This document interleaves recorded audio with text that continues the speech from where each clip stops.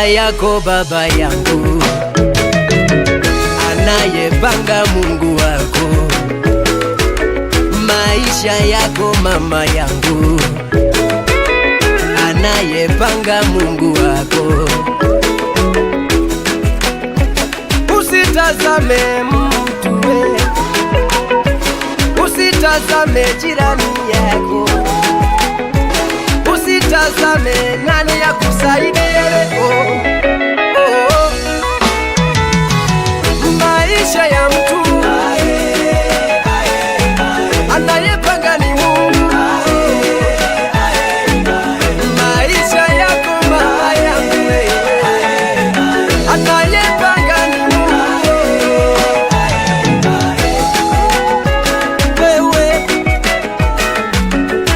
kama ni maombi, omba sana. Kama ni imani, baba amini sana. Mungu hawezi kukuacha kamwe katika pito lako, yuko nawe yeye.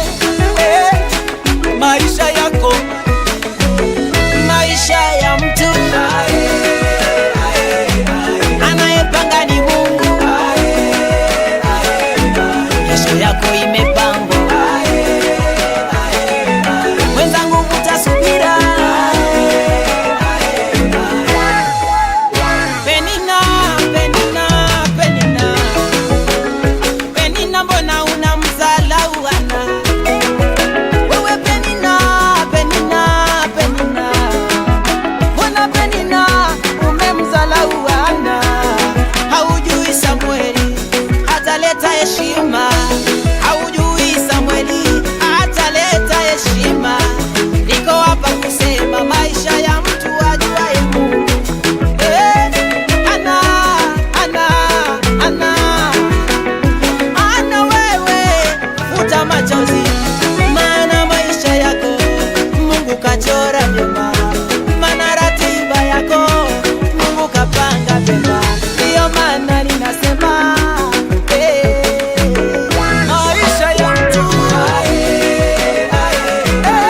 anayepanga ni Mungu. Maisha ya kuinuliwa, wewe anayepanga ni Mungu pekee.